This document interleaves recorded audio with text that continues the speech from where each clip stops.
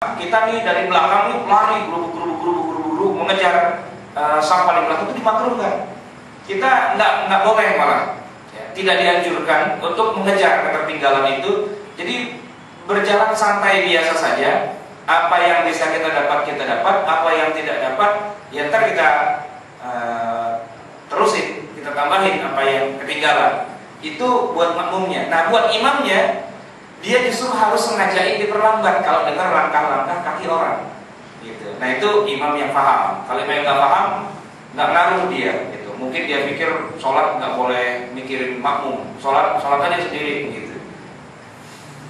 Nah, hal itulah yang dilakukan oleh Rasulullah, di mana beliau agak memperlama rakaat pertama dan tidak segera rukuk dan sujud. Ya. Kenapa Rasulullah SAW? Kenapa dalam syariat Islam itu 2 rakaat pertama itu ada bacaan Quran?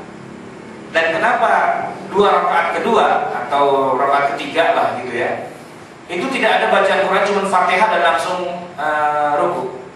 Itu hikmahnya agar yang lagi masbuk ini bisa ngejar. Nah, sambil nungguin, kalau memang belum rukuk, sambil nungguin baca ayat Al-Quran yang sekiranya agak panjangan sedikit, yang biar masbuknya itu bisa ngejar. Ini judulnya nungguin masbuk, gitu.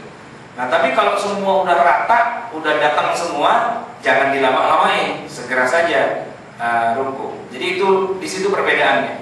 Kalau dirasa masbuknya itu masih banyak, gitu ya, maka bacaan Qurannya dipanjangin, atau kalau udah terlanjur udah rukuknya dipanjangin. Karena itu pula tadi kalau kita bahas yang pertama, tugas atau wewenangnya yang pertama kan memberi izin kepada muazzin untuk melantunkan iqamah. Nah, itu imam itu kenapa dibilang memberi izin itu menjadi wewenang dia? Karena dia harus melihat dulu jamaahnya udah kumpul atau belum. Kalau jamaahnya belum kumpul, baru ada 2-3 gelintir doang, ntar dulu qomatnya. Kenapa? Tungguin dulu orang-orang biar lebih banyak lagi. Karena jamaahnya lebih banyak, lebih bagus daripada jamaah yang sedikit di awal waktu. Mendingan jamaah agak mundur sholatnya, tapi agak banyak, gitu. Ini prinsipnya kira-kira seperti ya mikrolet lah, gitu. Mikrolet itu mendingan dia ngetem dulu walaupun diklaksonin dari belakang, gitu. Kenapa? Orang bangkunya kosong semua, dia nggak mau langsung jalan. Beda sama busway. Kalau busway ada penumpang, dia jalan aja meluncur, gitu. Tapi kalau mikrolet dia berhenti dulu. Agar apa? Agar penumpangnya penuh. Nah, kalau udah penuh baru dia jalan. Kira-kira seperti itu dalam sholat jamaah yang ada di masjid. Jadi bukan yang penting di awal waktu, tapi yang penting lebih banyak. Nah, sampai kemudian sudah dikumandangkan iqamah, ternyata jamaahnya masih ada yang masih berjalan mengejar-ngejar itu. Disitulah kemudian kebijakan seorang imam, dia memperlambat bacaannya atau rukuknya agar makmumnya bisa mendapatkan itu semua. Bahkan beliau seringkali memperlambat dimulainya sholat bila melihat jamaah belum berkumpul semua. Misalnya dalam sholat isya, beliau seringkali menunda dimulainya sholat manakala dilihatnya para sahabat belum tiba semua di masjid. Ini ada hadisnya. Wa kana yastahibbu an yu'akhkhira min al-isya wa kana yaqra'u an-nawma qablaha. Dan Rasulullah suka menunda salat isya'nya, tidak suka tidur sebelumnya dan tidak suka ngobrol sesudahnya. Atau wal isya ahyanan wa ahyanan idza ra'ahum mujtama'un ajjala wa idza ra'ahum abta'u akhara. Rasulullah itu tergantung kalau salat isya itu. Kadang-kadang bila beliau melihat mereka para sahabat telah berkumpul, maka dipercepat. Ayo Bilal qomat. Kenapa? Bangku udah penuh semua nih, gitu. Tapi kalau dilihat masih pada kosong, masih ada 1-2 yang belum datang, beliau berlambat-lambat, ntar dulu, tungguin dulu yang lain. Nah, maka beliau undurkan. Ini hadis yang sahih diriwayatkan oleh Bukhari dan Muslim. Semua ini dalam pandangan mazhab Asy-Syafi'iyah dan Hanafiyah merupakan anjuran, namun sebaliknya dalam mazhab Al-Malikiyah dan Al-Hanafiyah tidak dianjurkan. Nah, nomor 6, istikhlaf. Apabila imam batal dari sholat atau wudunya, sholatnya bisa batal mungkin karena terbuka aurat, atau karena badannya geser dari kiblat, atau karena melakukan gerakan yang membatalkan sholat, atau misalnya dia ketinggalan tidak mengerjakan salah satu dari rukun sholat, atau dia batal wudunya, kentut, atau katakanlah kencing, atau kena najis dan seterusnya. Sedangkan makmum tidak mengalaminya, yang batal imam doang, makmum tidak. Maka disunnahkan agar imam melakukan istikhlaf. Istikhlaf adalah tindakan imam yang mengalami batal dalam sholatnya lalu minta kepada salah satu makmumnya, biasanya yang berdiri tepat di belakangnya, untuk maju menggantikan posisinya sebagai imam. Nah, semua dilakukan ketika sholat jamaah sedang berlangsung. Nah, istikhlaf itu dilakukan oleh Abu Bakar As-Siddiq radhiyallahu anhu ketika beliau menjadi imam sholat, di mana tiba-tiba beliau mengetahui bahwa Rasulullah datang ke masjid untuk ikut sholat berjamaah. Maka Abu Bakar melakukan istikhlaf dan Rasulullah kemudian maju menggantikan dirinya sebagai imam. Ini kisah ketika Rasulullah sudah hampir meninggal. Jadi Rasulullah sakit yang sudah sangat parah, dan pada saat itu Rasulullah sampai bilang sama istrinya Aisyah, bilang sama ayahmu, saya tidak akan datang ke masjid karena saya sakit. Suruh ayahmu itu untuk mengimami orang-orang. Maka Abu Bakar taat, beliau maju ke depan. Tapi pada saat itu kemudian ternyata tiba-tiba Rasulullah agak mendingan, agak bayan dikit, sehingga berangkat juga ke masjid. Nah, Abu Bakar melihat Rasulullah datang. Nah, setelah itu kemudian Abu Bakar meminta Rasulullah untuk maju ke depan dan beliau mundur. Gitu. Cuma detailnya para ulama agak sedikit berbeda pendapat. Apakah itu dilakukan sholat sudah dimulai atau di tengah-tengah sholat? Gitu. Kalaupun memang di tengah-tengah sholat, tentunya bukan di rakaat kedua atau ketiga atau keempat, karena nggak mungkin kalau udah 2 rakaat Nabi disuruh maju, Nabi masuk, nggak boleh menggantikan. Gitu. Kemungkinan besarnya adalah masih di rakaat yang pertama, walaupun sudah takbiratul ihram. Jadi sudah Allahu Akbar, mungkin lagi baca iftitah atau lagi baca Fatihah dan sebagainya. Nah, Abu Bakar melihat Rasulullah datang. Nah, karena itu kemudian Abu Bakar meminta Rasulullah untuk menggantikan posisinya, dan kemudian Abu Bakar mundur. Itu yang disebut dengan istilah istikhlaf.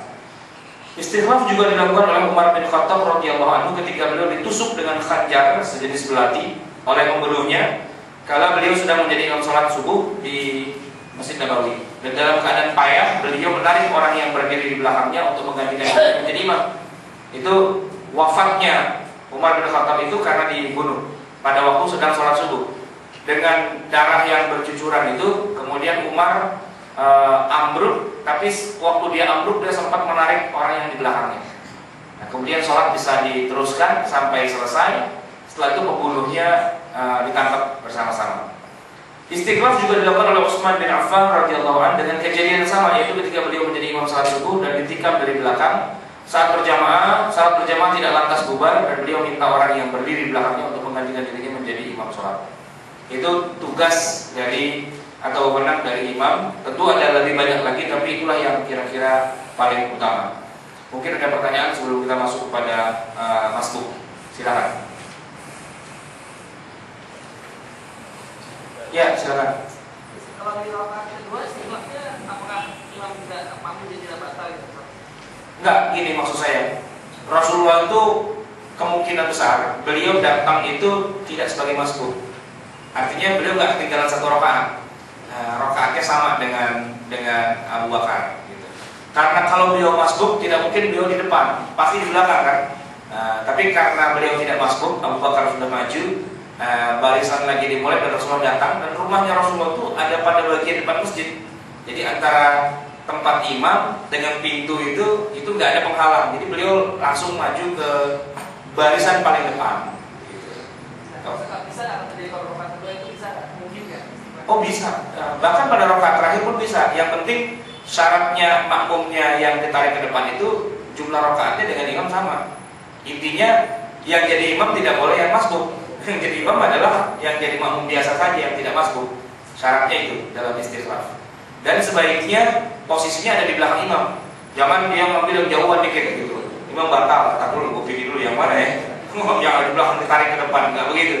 Tapi yang ada di posisi belakangnya, biar itu lebih mudah memudahkan gerakannya. Itu yang perlu dilakukan. Oke, ada lagi? Ya. Biasanya kalau imam terganggu atau batal, itu kan tidak pada waktu-waktu yang tepat gitu ya. Misalnya ketika dia batal, imam itu pada saat tahiyat, tindakan imam untuk karena imam sudah batal dalam posisi apapun dia boleh berdiri, boleh ngadep ke belakang, boleh ngapain aja, dan termasuk narik yang di belakangnya. Yang lagi tahiyat berarti geser-geser dikit agar majuan, tidak harus posisinya itu di depan banget sebagaimana posisi imam. Yang penting yang di depannya, yang di belakangnya ini, yang ditarik mustakhlafnya itu rada majuan dikit, itu sudah sah jadi imam. Tidak harus posisinya di depan banget gitu. Maksudnya para wali barangkali yang lagi duduk tahiyat kalau suruh maju kok berdiri dulu kok gimana gitu. Ya. Ngesot. Nah, itu aja. Ngesot aja maju dikit lah gitu. Maju ke depanan dikit ngesot gitu. Baik, ada lagi silakan. Ya. Anak masuk nih. Ya. Anak masuk posisi imam dan makmum ya, dalam keadaan lagi sujud. Nah, saya masuk ini langsung saya menuju apa itu? Nah itu insya Allah di sini nih. Habis ini kita ngomong masbuk nih kita. G masbuk. Gitu. Ntar lagi. Ntar akan dijawab insya Allah. Apa mau dijawab sekarang? Ntar aja. Ya silakan. Lanjutin. Ya. Memberi informasi yang diperlukan. Ketika kita menjadi musafir, kemudian kita sholat berjamaah dengan di masjid gitu ya. Misalkan maghrib. Kemudian setelah kita ikut sholat maghrib, kemudian kita mau asar jamaah, kita kemudian selesai itu kita sholat berjamaah bisa nggak dengan imam yang baru gitu? Boleh apa enggak? Menjamaahnya boleh. Maksudnya waktu misalnya zuhur dengan asar ya, zuhurnya tidak dikosor, terus asarnya kita kosor, itu boleh. Tidak harus kosor-kosor, bisa saja. Yang satu 4 rakaat, yang satu lagi cuma 2 rakaat, itu tidak apa-apa. Tidak harus satu paket, satu bundle begitu. Tidak harus. Jadi misalnya katakanlah sholat Jumat gitu. Kita sholat Jumat di satu tempat karena kita lagi musafir, ya kita ikut sholat. Niat kita boleh niatnya sholat Jumat. Setelah itu kita kemudian ingin menarik sholat asar itu ke dalam waktu zuhur. Ya sudah, yang penting pada waktu kita sholat yang pertama, imam itu sholat zuhur ataupun itu sholat maghrib, niat kita sudah kita pasang duluan bahwa habis ini saya akan menarik sholat berikutnya ke dalam waktu yang sekarang. Jangan sampai udah selesai sholat zuhur, udah assalamualaikum warahmatullahi wabarakatuh, udah zikir dan sebagainya, terus ting, iya kan bisa dijamaah ya, jamaah, itu udah nggak bisa gitu. Kalau udah terlanjur sholat, pengen ngejamak, gimana? Sholat lagi, tapi dengan niat jamak. Nyambung nggak maksudnya? Ulang. Saya pernah kejadian, saya mau terbang naik pesawat, terbang itu kira-kira jam sekitar jam 3. Jam 3 itu kan nanggung banget. Asarnya belum masuk banget, kalaupun misalnya masuk, ya itu pas jam terbangnya. Gitu kan. Sementara saya berangkat dari rumah udah sholat zuhur. Nah kan berarti asar nih mau saya sholat di mana gitu kan. Begitu sampai di bandara kira-kira kalau jam 2 gitu ya, lagi nunggu. Ini kalau saya mau jamak nggak bisa. Kenapa? Zuhurnya udah saya kerjain tadi di rumah. Gimana saya mau sholat asar di jamak ke zuhur? Tapi kalau saya mau sholat asar belum tentu maghrib saya udah bisa sholat ntar, karena terbangnya mungkin 2 atau 3 jam gitu kan. Nah kan jadi serba salah. Apa yang bisa saya lakukan pada saat itu? Saya sholat zuhur lagi. Nah sholat zuhur lagi dengan niat menjamak dengan asar. Itu boleh. Syaratnya harus diniatkan menjamak dan ditempelin jadi satu. Nah, walaupun tadi kita udah sholat zuhur juga. Nah mengulang sholat fardu itu tidak masalah, boleh diulang gitu ya. I'adah itu hukumnya sah dalam Islam, walaupun mungkin bukan karena udzur syar'i. Maksudnya karena misalnya begini, tadi kita udah sholat zuhur nih sendirian di rumah, tiba-tiba kita ke masjid, di masjid belum sholat zuhur gitu. Dan orang-orang pada sholat, boleh nggak kita ikut sholat jamaah lagi gitu ya?